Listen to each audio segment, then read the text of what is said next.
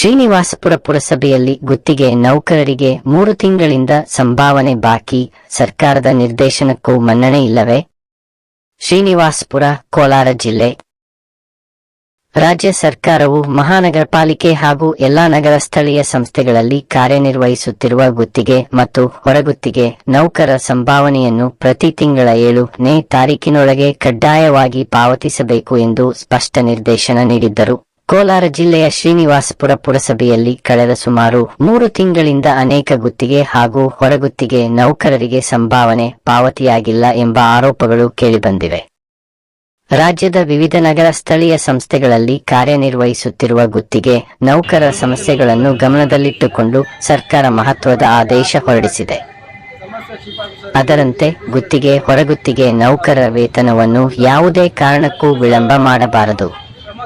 ಪ್ರತಿ ತಿಂಗಳ 7ನೇ ತಾರೀಕಿನೊಳಗೆ ಸಂಭಾವನೆ ಪಾವತಿಸುವುದು ಕಡ್ಡಾಯವಾಗಿದ್ದು, ಹೆಚ್ಚುವರಿಯಾಗಿ 3 ತಿಂಗಳ ಸಂಭಾವನೆಗೆ ಅಗತ್ಯವಿರುವ ಮೊತ್ತವನ್ನು ಸಂಬಂಧಿತ ಖಾತೆಯಲ್ಲಿ ಮುಂಗಡವಾಗಿ ಮೀಸಲು ಇರಿಸಿಕೊಳ್ಳಬೇಕು ಎಂದು ಸೂಚಿಸಲಾಗಿದೆ. ಸರ್ಕಾರದ ಗಮನಕ್ಕೆ ಬಂದಿರುವ ಮಾಹಿತಿಯ ಪ್ರಕಾರ ಕೆಲ ಮಹಾನಗರ ಪಾಲಿಕೆಗಳು ಮತ್ತು ನಗರ ಸ್ಥಳೀಯ ಸಂಸ್ಥೆಗಳು ಗುತ್ತಿಗೆ ನೌಕರರ ಸಂಭಾವನೆಗಾಗಿ ಮೀಸಲಿಟ್ಟಿರುವ ಅನುದಾನವನ್ನು ಅಭಿವೃದ್ಧಿ ಕಾಮಗಾರಿಗಳು ಸೇರಿದಂತೆ ಇತರೆ ಉದ್ದೇಶಗಳಿಗೆ ಬಳಸುತ್ತಿರುವುದು ಕಂಡುಬಂದಿದೆ. ಈ ಹಿನ್ನೆಲೆಯಲ್ಲಿ ಸರ್ಕಾರ ಕಟ್ಟುನಿಟ್ಟಿನ ಎಚ್ಚರಿಕೆ ನೀಡಿದೆ. ಸರ್ಕಾರದ ನಿರ್ದೇಶನದಲ್ಲಿ ಸ್ಪಷ್ಟವಾಗಿ ಗುತ್ತಿಗೆ ಮತ್ತು ಹೊರಗುತ್ತಿಗೆ ನೌಕರರ ಸಂಭಾವನೆ ಪಾವತಿಯಲ್ಲಿ ನಿರ್ಲಕ್ಷ್ಯ ತೋರಿದರೆ ಸಂಬಂಧಿತ ಸಂಸ್ಥೆಗಳ ಆಯುಕ್ತರು, ಪೌರಾಯುಕ್ತರು, ಮುಖ್ಯಾಧಿಕಾರಿಗಳು, ಹಣ ಸೆಳೆಯುವ ಮತ್ತು ಬಟವಾಡೆ ಮಾಡುವ ಅಧಿಕಾರಿಗಳು, ವ್ಯವಸ್ಥಾಪಕರು ಹಾಗೂ ಲೆಕ್ಕಾಧಿಕಾರಿಗಳು ಲೆಕ್ಕಿಗರ ವಿರುದ್ಧ ಶಿಸ್ತು ಕ್ರಮ ಕೈಗೊಳ್ಳಲಾಗುವುದು ಎಂದು ತಿಳಿಸಲಾಗಿದೆ. ಆದರೆ ಶ್ರೀನಿವಾಸಪುರ ಪುರಸಭೆಯಲ್ಲಿ ಕಾರ್ಯನಿರ್ವಹಿಸುತ್ತಿರುವ ಕೆಲವು ಗುತ್ತಿಗೆ ಮತ್ತು ಹೊರಗುತ್ತಿಗೆ ನೌಕರರು ಕಳೆದ 2 ರಿಂದ 3 ತಿಂಗಳಿನಿಂದ ಸಂಭಾವನೆ ದೊರೆಯದೆ ಆರ್ಥಿಕ ಸಂಕಷ್ಟಕ್ಕೆ ಸಿಲುಕಿರುವುದಾಗಿ ಹೇಳುತ್ತಿದ್ದಾರೆ. ಕುಟುಂಬ ನಿರ್ವಹಣೆ, ಮನೆ ಬಾಡಿಗೆ, ಮಕ್ಕಳ ಶಿಕ್ಷಣ, ವೈದ್ಯಕೀಯ ವೆಚ್ಚ ಸೇರಿದಂತೆ ದಿನನಿತ್ಯದ ಅಗತ್ಯಗಳನ್ನು ಪೂರೈಸುವುದೇ ಕಷ್ಟಕರವಾಗಿದೆ ಎಂದು ಅವರು ಅಳಲು ತೋಡಿಕೊಂಡಿದ್ದಾರೆ.